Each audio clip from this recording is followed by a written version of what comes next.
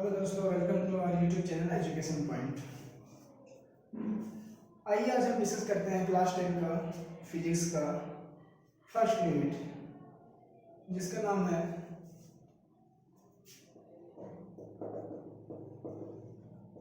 प्रकाश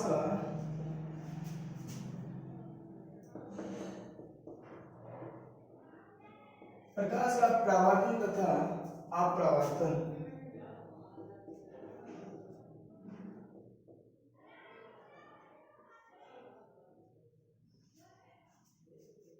generally इस topic में हमको डिस्कस प्रकाश के बारे में करना है, जिसको हम लोग आम भाषा में लाइट भी कहते हैं। तो प्रकाश का कुछ नियम होगा, वो किस तरह से किसी वस्तु से या बल्ब हो या सूर्य से निकलता है, निकलने के बाद किस पाथ में वे वो मूव करता है, गमन करता है। और जनरली आपको प्रकाश का इम्पोर्टेंस आपको मालूम होगा कि किसी वस्तु को देखने के लिए प्रकाश की मौजूदगी होना बहुत जरूरी है। दो चीज़ों का जनरली आपको किसी प्रकाश को देखने के लिए होना चाहिए। पहला नेत्र, जिसको हम लोग आँख बोलते हैं, और दूसरा प्रकाश। तो आइए हम समझते हैं इसमें प्रकाश का क्या रोल है देखने में, किस प्रकार से हम लोग प्रकाश की मौजूदगी में देख पाते हैं, और अगर प्रकाश मौजूद ना हो तो वस्तु को क्यों नहीं देख पाते हैं, या अगर प्रकाश हो तो वस्तु को क्यों और कैसे देख पाते हैं। ठीक है, तो सबसे पहले हम लोग प्रकाश को जानने की कोशिश करेंगे कि किस प्रकार से जो है प्रकाश हम लोग को किसी वस्तु को दृश्य बनाता है, देखने के लायक बनाता है।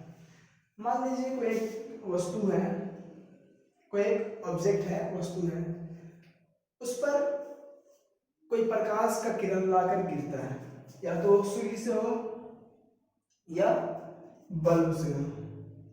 ठीक है, होता है क्या है, यहाँ से प्रकाश का किरण अलग अलग दिशा में निकलता है, तो कुछ प्रकाश की किरण इस वस्तु पे या अलग अलग वस्तु पे जाकर गिरते हैं। जब प्रकाश की किरण उस वस्तु पर गिरता है और वस्तु पे गिरने के बाद वापस हमारी आंखों से पे आकर गिरता है या हमारी आंखों से टकराता है, तब हम उस वस्तु को देख पाते हैं। कैसे देख पाते हैं? देखिए, जब यहाँ से प्रकाश का किरण इस वस्तु पे लाके गिरता है, तो गिरने के बाद होता क्या है कि अगर ये वस्तु अपारदर्शी हो, मतलब पारदर्शी ना हो, आर पार ना दिखे, तो प्रकाश इस वस्तु से पास नहीं होगा, बल्कि यहाँ से टकराने के बाद अलग अलग दिशा में फैल जाएगा। ठीक है, अब जब ये प्रकाश वस्तु में टकराने के बाद अलग अलग दिशा में फैलेगा, अगर कोई मानव वहां पे खड़ा हो तो क्या होगा, कुछ प्रकाश की किरण उस मानव नेत्र में जाकर पड़ेगा, जिसकी वजह से ये मानव इस वस्तु को देख पाएगा। होता क्या है कि आज हम लोग जो कुछ भी देख पा रहे हैं, या आपको कुछ भी वस्तु हो, या हम आपको देख पा रहे हैं या आप हमको देख पा रहे हैं, तो इसमें सबसे बड़ा रोल क्या है, प्रकाश का। प्रकाश उस वस्तु पे जाकर गिरता है, और गिरने के बाद, टकराने के बाद वापस हमारी आंखों तक लाकर गिरता है। ठीक है, उसके बाद हम उस वस्तु को देख पाते हैं। अगर किसी वस्तु पे प्रकाश गिर रहा है और गिरने के बाद हमारी आंखों तक वो नहीं पहुंच पा रहा है, तो हम उस वस्तु को नहीं देख पाते हैं। यही कारण है कि दूर रखी वस्तुएं जो काफी दूर में है, वो हमें साफ साफ दिखाई नहीं देती है। क्यों? क्योंकि वहां जो प्रकाश गिर रहा है, उस वस्तु में जो प्रकाश गिर रहा है, वो हमारी आंखों तक पूर्ण रूप से पहुंच नहीं पाता है। इसी वजह से हम साफ साफ उस वस्तु को नहीं देख पाते हैं। जो वस्तु नजदीक में रखा होता है, वहां से क्या होता है, प्रकाश उस वस्तु पे गिरने के बाद हमारी आंखों तक आसानी से पहुंच जाता है, और हम उस वस्तु को आसानी से देख पाते हैं। या तो आप ये भी समझ लीजिए कि अगर दीवार के पीछे, किसी भी दीवार के पीछे अगर कोई वस्तु रखा होता है, तो हम उस वस्तु को क्यों नहीं देख पाते, जबकि उस वस्तु पर प्रकाश गिर रहा होता है, उस वस्तु पर प्रकाश पड़ रहा होता है। होता क्या है कि जब उस वस्तु पर प्रकाश गिरता है, तो गिरने के बाद वो जो प्रकाश है हमारी आंखों तक पहुंच नहीं पाता है। क्यों? क्योंकि बीच में जो दीवार है वो क्या है, अपारदर्शी है, वहां से प्रकाश पार नहीं हो पा रहा है। अगर वो दीवार शीशे का हो तो हम उस वस्तु को आसानी से देख लेते हैं, क्योंकि शीशा से प्रकाश पास होकर हमारे आंखों तक आसानी से पहुंच जाता है और हम उसको आसानी से देख लेते हैं। तो प्रकाश का कितना इम्पोर्टेंस है किसी वस्तु को दृश्य बनाने में, आपको इससे समझ में आ गया होगा, उम्मीद है। अब आइए प्रकाश को हम लोग सबसे पहले इसको डिफाइन करते हैं, इसका डेफिनेशन लिखते हैं, ठीक है। तो प्रकाश को अगर हम लोग डिफाइन करना चाहें तो इस प्रकार से डिफाइन कर सकते हैं।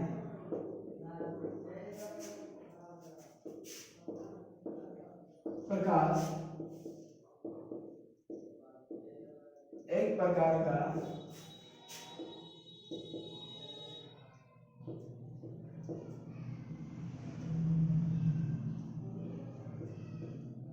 चुंबकीय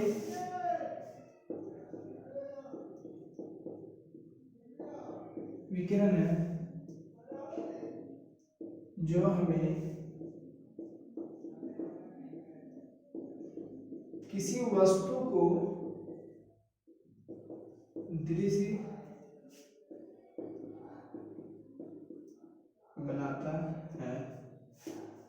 प्रकाश का एक चुंबकीय विकिरण है जो हमें किसी वस्तु को दृश्य बनाता है, मतलब हमें किसी वस्तु को देखने के लायक बनाता है, ठीक है। अब इसका एक सिंपल प्रॉपर्टी है जो हम लोग को जानना बहुत जरूरी है कि प्रकाश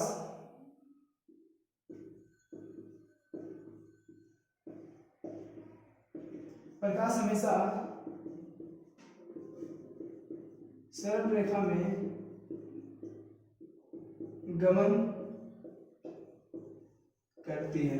प्रकाश क्या हमेशा सरल रेखा में गमन करती है। इसका मतलब ये हुआ कि प्रकाश जब किसी वस्तु से निकलता है तो हमेशा स्ट्रेट लाइन को फॉलो करता है, मतलब सीधा रास्ता पे चलता है, सीधा रास्ता पे चलता है जब तक उसके आगे कोई वस्तु ना आ जाए या कोई ऑब्स्टेकल ना आ जाए, कोई रुकावट ना आ जाए।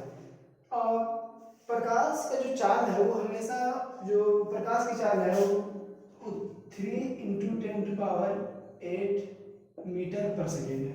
3 × 10⁸ मीटर/सेकेंड, मतलब इतना मीटर एक सेकंड में वो ट्रैवल करता है, एक सेकंड में वो दौड़ता है। ये चाल कहाँ पे है? वैक्यूम में या हवा में, जहाँ पर कुछ मौजूद ना हो या जहाँ पर सिर्फ हवा मौजूद हो, वहाँ इसका चाल इतना होता है। अगर इसका चाल पानी में देखा जाए या जितना भी सघन माध्यम में हम लोग जाएंगे उसका चाल घटते जाएगा। इसके बारे में हम लोग आगे डिस्कशन करेंगे। अब आइए इसका जो सबसे मेन टॉपिक है प्रकाश का परावर्तन। प्रकाश का परावर्तन ये टॉपिक इंपॉर्टेंट बहुत है, क्योंकि ये टॉपिक को हम लोग आगे भी पढ़ाई करना है, या तो आप 12th में जाए या फिर आपको अगर इंजीनियरिंग लाइन में जाना है तो ये टॉपिक हमेशा आपको ये जो यूनिट है हमेशा पढ़ने को मिलेगा, इसलिए आप इसको बारीकी से समझे तो बेहतर होगा, ठीक है। तो आइए हम लोग समझते हैं प्रकाश का परावर्तन। परावर्तन जो वर्ड है, इस वर्ड का मतलब ये है कि किसी भी चीज को या किसी वस्तु को टकराने के बाद वापस लौट जाना, किसी वस्तु। तो प्रकाश का परावर्तन का मतलब ये हुआ कि प्रकाश किसी वस्तु पे गिरने के बाद लौट जाना। अब कहाँ लौटेगा, कैसे लौटेगा, आइए इसमें लोग डिस्कस करते हैं। होता क्या है कि मान लीजिए कोई एक सरफेस है, कोई एक सतह है जो चिकना है, सब साफ है। अब क्या होगा कि जब सूर्य से कोई प्रकाश आ रहा है, आने के बाद इस सतह पर गिरेगा तो गिरने के बाद क्या तो होगा क्या कि जब प्रकाश इस सतह पर गिरेगा तो गिरने के बाद वापस उसी दिशा में लौट जाता है। कब? जब ये सतह अपारदर्शी हो। अपारदर्शी का मतलब ये हुआ कि आर पार दिखाई ना देता हो। तो ये जो प्रकाश है वापस टकराने के बाद उसी दिशा में लौट जाता है।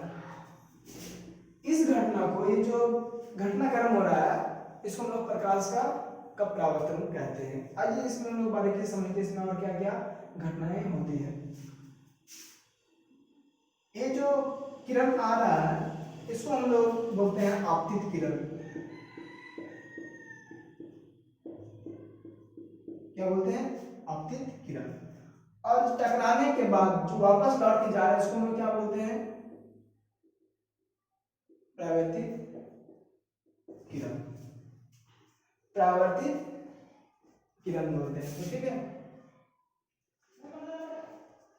जिस बिंदु पर आपतित किरण गिर रहा है उस बिंदु को हम लोग बोलते हैं आपतन बिंदु। और आपतन बिंदु पर हम लोग अभिलंब डालते हैं। ये अभिलंब कुछ इस प्रकार होता है कि ये जो सरफेस है इस सरफेस पर वो परस्पर लंबवत होता है, सीधा खड़ा होता है। मतलब ये जो एंगल बनाएगा सरफेस के साथ वो 90 डिग्री का होगा। ठीक है,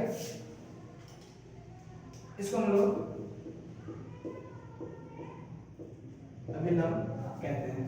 अब क्या होता है कि आपतित किरण और अभिलंब के बीच जो कोण बनेगा जिसको हम लोग आई से दिखाते हैं, इस कोण को हम लोग बोलते हैं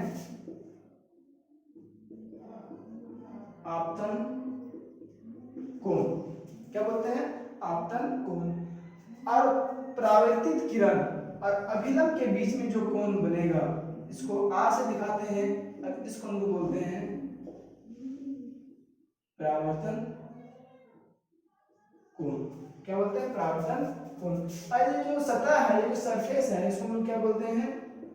परावर्तक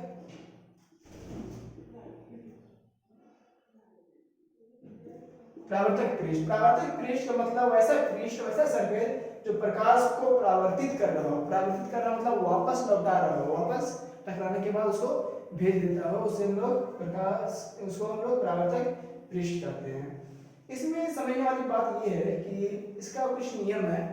ये जो घटनाक्रम हो रहा है इसमें इसका दो नियम है। सबसे पहला नियम क्या है कि जो आपतित किरण गिर रहा है और परावर्तित किरण जो वापस लौट के जा रहा है, आपतन बिंदु पर जो अभिलंब डाला गया है, ये तीनों एक तल पे स्थित होंगे। तीनों एक ही तल पे स्थित होते हैं। ठीक है, ये इसका पहला नियम है, बहुत ही सिंपल है। और इसका दूसरा नियम है, दूसरा नियम ये है कि जो आपतन कोण बन रहा है वो हमेशा परावर्तन कोण के बराबर होगा। क्या होगा? आपतन कोण परावर्तन कोण के बराबर होगा हमेशा। इसका मतलब ये हुआ कि इस लाइट, ये जो प्रकाश का किरण है, जितना झुका हुआ गिरेगा उतने ही वो झुका हुआ उस दिशा में लौट जाएगा। अगर इसको थोड़ा और झुका दे तो क्या होगा? तो ये जो एंगल है आपतन कोण वो बढ़ जाएगा। अगर ये आपतन कोण बढ़ जाएगा तो हम लोग क्या जानते हैं कि आपतन कोण हमेशा परावर्तन कोण के बराबर होता है। एंगल आई एंगल आर के बराबर। अगर ये बढ़ा तो ये भी बढ़ेगा, मतलब प्रकाश इस दिशा में वापस लौट के जाएगा। अगर इस कोण को घटा दे तो ये भी घट जाएगा। अगर एक समय ऐसा आएगा अगर हम लोग आपतित किरण को अभिलंब की दिशा में गिराए। अभिलंब की दिशा में गिरने का मतलब ये हुआ कि आपतन कोण 0 डिग्री। आपतन कोण क्या है? आपतन कोण अभिलंब और आपतित किरण के बीच का एंगल है। अगर अभिलंब की ही दिशा में आपतित किरण गिरेगा तो अभिलंब और आपतित किरण के बीच में जो एंगल बनेगा वो क्या होगा? 0 डिग्री। अगर ये आपतित किरण 0 डिग्री बन रहा है तो परावर्तित किरण भी 0 डिग्री बनेगा। मतलब ये हुआ कि आपतित किरण अगर अभिलंब की दिशा में गिरेगा तो वापस अभिलंब की दिशा में ही वो लौट जाएगा। ये सवाल हमेशा आता है कि अगर आप आपतन कोण 0 डिग्री है तो परावर्तन कोण का वैल्यू क्या होगा? 0 डिग्री होगा। या ये सवाल इस प्रकार से भी आता है कि अगर आपतित किरण अभिलंब की दिशा में गिर रहा है तो परावर्तन कोण क्या होगा? अभिलंब की दिशा में गिर रहा है तो मतलब आपको समझ जाना पड़ेगा कि जो आपतन कोण है वो 0 है, और जब आपतन कोण 0 है तो परावर्तन भी हमेशा 0 होगा। ठीक है, अब आइए इसको हम लोग डिफाइन करते हैं।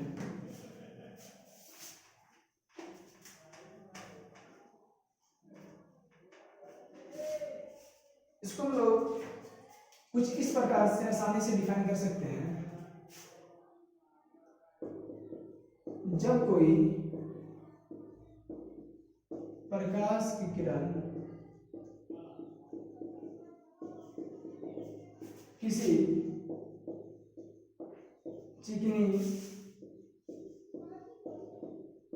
चमकीली सतह पर गिरती है तो वापस उसी तो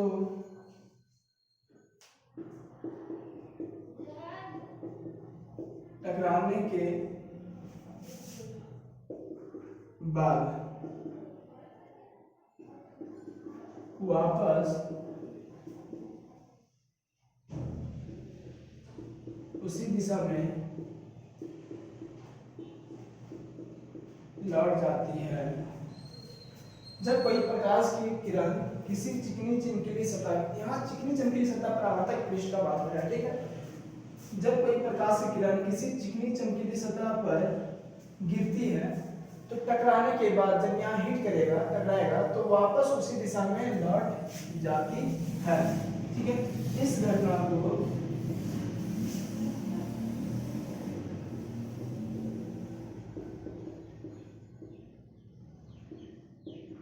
प्रकाश का परावर्तन कहते हैं, ठीक है। ये जो घटनाक्रम हो रहा है इसको हम लोग प्रकाश का परावर्तन कहते हैं। इसको आप लोग लिख ले और इसका नोट्स तैयार करते जाए, ठीक है। अब इसका दो नियम है, उस नियम को हम लोग डिस्कस कर चुके हैं और उसको हम लोग इस प्रकार से लिखेंगे। अच्छा, ये जो डेफिनेशन है इसको लिखने के बाद आप फिगर बनाना ना भूलें। ये जो फिगर बनेगा कुछ इस प्रकार, जिसको हम लोग डिस्कस कर रहे थे, इसको दिखा देंगे आपतित किरण, इसको दिखा देंगे परावर्तित किरण, ठीक है। और इसको अभिलंब, और ये जो आपतित किरण और अभिलंब के बीच में जो एंगल बनेगा इसको क्या बोलते हैं, आपतन कोण। परावर्तित किरण और अभिलंब के बीच में जो एंगल बनेगा इसको आर से दिखाते हैं, और परावर्तन कोण कहते हैं, ठीक है।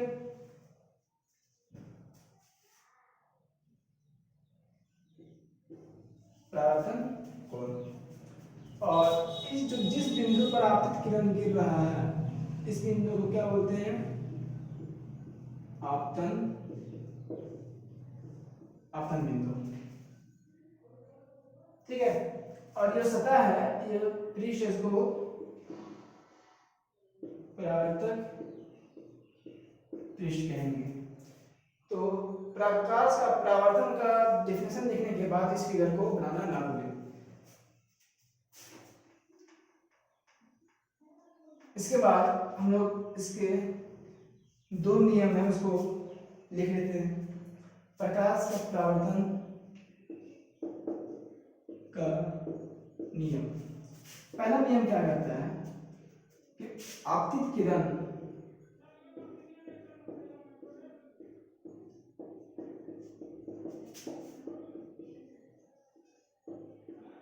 परावर्तित किरण तथा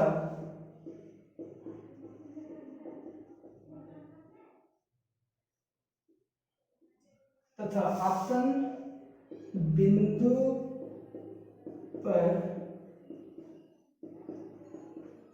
डाला गया विलंब तीनों एक ही तल पर स्थित होते हैं।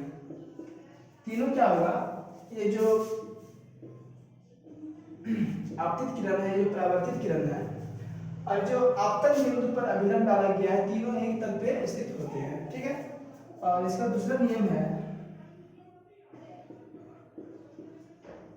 आपतन कोण